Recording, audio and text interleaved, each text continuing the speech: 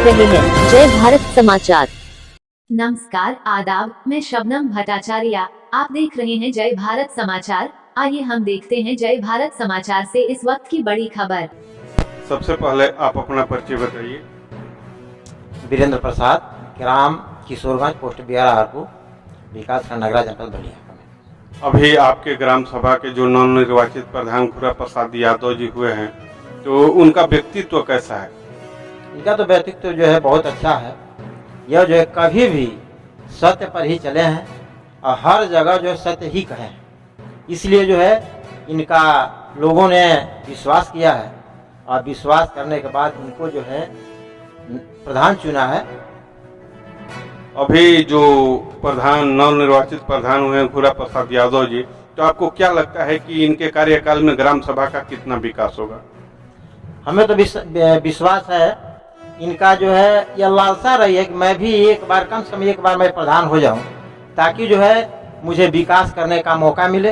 इनकी लालसा है और ये विकास करेंगे, मेरा पूर्ण विश्वास है। नमस्कार, मैं लड्डन भाई, आप देख रहे हैं जय भारत समाचार। जय भारत समाचार का कार्यक्रम खास मुलाकात के अंतर्गत अभी इस समय हम आ पहुंचे हैं खंड विकास नगरा के ग्राम सभा बिहरा हरपुर में, जहां नवनिर्वाचित प्रधान खुरा यादव जी हमारे साथ मौजूद हैं।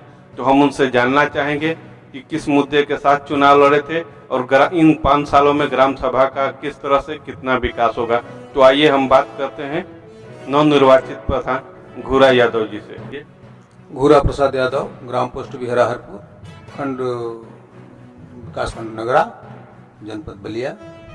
अभी जो चुनाव आप लड़े थे 2021 का पंचायती राज का जो चुनाव लड़े थे प्रधानी का, उसमें किस मुद्दे के साथ आप चुनाव लड़े थे? कौन सा मुद्दा प्रभावशाली रहा?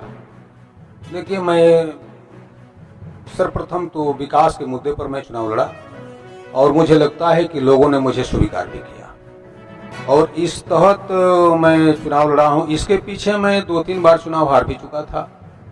यह चौथा चुनाव था मेरा। गांव के मतदाताओं ने यह सोचा कि भाई एक बार इनको भी मौका दिया जाए, क्योंकि मुझे लगता है कि मैं खुद कहूँ तो ठीक नहीं है, लेकिन अगर आप जानकारी लेना चाहें तो कुछ हमारे मतदाताओं से ले सकते हैं कि मैं बिल्कुल साफ सुथरा चरित्र का हूँ, उसमें कोई दो राय नहीं। अभी इस जीत का श्रेय आप किसको देना चाहें?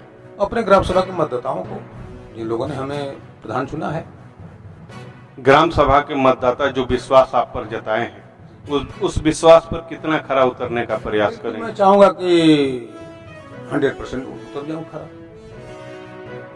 आपके ग्राम सभा में आपके हिसाब से विकास के नाम पर वरीयता के क्रम में प्राथमिकता के रूप में कौन से कार्य होंगे? जैसे सरकार के द्वारा पहला बजट आता है, तो उसमें वरीयता क्रम में कौन से काम?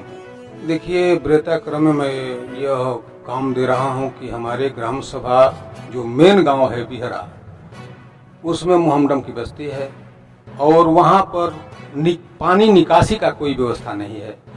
एक तालाब है जो पीछे से काफ़ी मैंने भर चुका है, वो जीएस की ज़मीन है और उसको मैं चाहता हूं कि अगर मौका मिलता है तो उसे, बजट आता है तो उसे मैं साफ करवा दूंगा कि चूँकि गांव के सभी लोगों के मकान का पानी, जो गंदा पानी है, वो सीधा उस नाले में जाकर, उस तालाब में जाकर वो इकट्ठा हो जाए। लोगों को इससे सफाई से अच्छा ये मिले। अभी ऑनलाइन सभी गांव का, लगभग सभी गांव का शपथ ग्रहण समारोह हुआ। क्या कारण था कि यहाँ ग्राम सभा बिहरा हरपुर का शपथ ग्रहण नहीं हो पाया?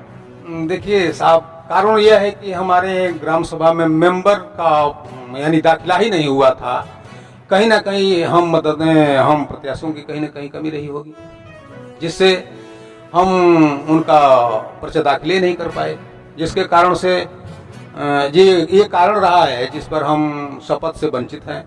मैं चाहूँगा कि सरकार इससे जल्द से जल्द जो शेष लोग रह गए हैं उनका भी शपथ दिलाया जाए, जो कि हम लोगों को काम करने का मौका मिले और सरकार की उपलब्धि भी हम दे सकें। गाँव जो वैश्विक महामारी चल रही है, पूरे विश्व में इसका प्रकोप देखने को मिल रहा है। अब ग्रामीण अंचलों में भी पूरी तरह से यह रोग जैसे कोविड-19 है ब्लड फंक्शन है, तो ये तमाम ऐसे रोग हैं। तो इन तमाम लोगों से बचाव के लिए आप अपने ग्राम सभा के मतदाताओं से, लोगों से क्या अपील करना चाहेंगे, क्या कहना चाहेंगे? देखिए, सबसे पहले तो मैं दूरी की बात करता हूं कि आप सभी लोग दूरी बनाए रखें और मास्क का प्रयोग करें। अब रही बात यह कि मैं चाहता हूं कि ब्लॉक से सैनिटाइजर वगैरह जो भी कुछ व्यवस्था आती है हमारे ग्राम सभा में उसका छिड़काव हो, जो इस रोग से हम लोग वंचित रहे। धन्यवाद। अभी हम बात कर रहे थे ग्राम सभा बिहरा हरपुर के नवनिर्वाचित प्रधान घुरा प्रसाद यादव जी से। घुरा प्रसाद यादव जी को जय भारत समाचार से बात करने के लिए बहुत बहुत धन्यवाद।